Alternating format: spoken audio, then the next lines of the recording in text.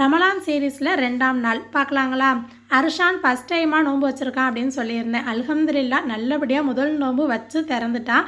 சஹருக்கு பொரிச்சக்கறி பண்ணலான்னு மட்டன் வச்சுருந்தேன். ஆனால் வறுத்து அரைச்ச கறி பண்ணிட்டேன். இதுவும் சூப்பராக இருக்கும், ட்ரை பண்ணி பாருங்கள். 1/2 கிலோ மட்டன் எடுத்திருக்கேன். ஒரு கடாயில் 2 துண்டு பட்டை, 3 கிராம்பு, 3 ஏலக்காய், 1 டீஸ்பூன் ஜீரகம், 2 டீஸ்பூன் மிளகு, 1/2 டீஸ்பூன் சோம்பு சேர்த்து நல்லா வறுத்துடணும்.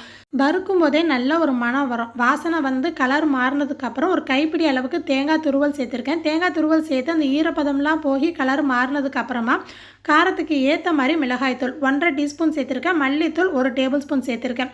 எதையுமே கருக விட்டுறாமல் ஸ்டவ் சிம்மிலே வச்சு நல்லா வறுத்துடணும். இறக்கிட்டு 1 டீஸ்பூன் அளவுக்கு கசகசா சேர்த்துருக்கேன். இது ஆப்ஷனல் தான், விருப்பம் இருந்தால் சேர்க்கலாம். இந்த மசாலா அப்படியே ஒரு மிக்ஸி ஜாரில் சேர்த்துட்டு கொஞ்சமாக தண்ணி விட்டு நல்லா ஒரு பேஸ்ட்டாக அரைச்சி எடுத்துடலாம்.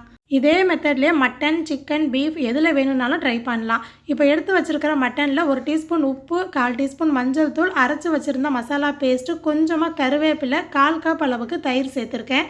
நல்லா மிக்ஸ் பண்ணிவிட்டு உங்களுக்கு டைம் இருக்குது அப்படின்னா இந்த மாதிரி ஊற வச்சிங்கன்னா இன்னுமே நல்ல டேஸ்ட்டாக இருக்கும். இல்லை உடனே செய்யணும் அப்படின்னாலும் செய்யலாம். இப்போ ஒரு குக்கரில் எண்ணெய் சேர்த்துட்டு 2 பல்லாரி வெங்காயம் நல்ல பெரிய சைஸில் இருந்துச்சு, கட் பண்ணி சேர்த்துருக்கேன். சின்ன வெங்காயம் சேர்த்து செஞ்சாலும் இன்னும் சூப்பராக இருக்கும். உங்களுக்கு நல்ல காரம் வேணும் அப்படின்னா நீங்கள் பச்சை மிளகாவும் சேர்த்துக்கலாம். நான் சேர்க்கலை. வெங்காயம் வந்து நல்லா வதங்கி வரணும், அப்போ தான் டேஸ்ட்டு கொடுக்கும். இந்த அளவு வதங்கி வந்ததுக்கு அப்புறமா 1/2 டேபிள் ஸ்பூன் அளவுக்கு இஞ்சி பூண்டு பேஸ்ட்டு சேர்த்துட்டு நம்ம மசாலா பெரட்டி வச்சுருந்தா மட்டன் அப்படியே சேர்த்துடலாம். மட்டன் சேர்த்துட்டு உடனே விசில் வைக்க வேணாம். இந்த மாதிரி ஸ்டவ் சிம்மில் வச்சு மூடி போட்டு ஒரு 10லேருந்து 15 நிமிஷம் அப்படியே விட்டுருங்க.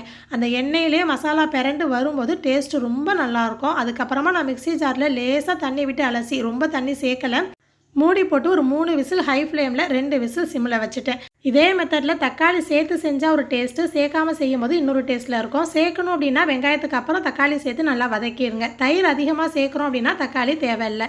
ஒரு பக்கம் கறி வேக வச்சுட்டு இன்னொரு பக்கம் சோறு வடித்து ஹாட் பாக்ஸில் வச்சுட்டேன். பிள்ளைங்க இஃப்தாருக்கு அப்புறம் ஆளுக்கு ஒன்று தோசை சாப்பிடுவாங்க. இஃப்தாருக்கு செஞ்ச சுண்டல் வச்சே சாப்பிட்ருவாங்க. 5 விசிலுக்கு அப்புறம் முழுசாக விசில் போனதுக்கப்புறம் ஓப்பன் பண்ணி பார்த்தீங்கன்னா நல்ல எண்ணெய் பிரிஞ்சு மட்டன் வெந்திருக்கும்.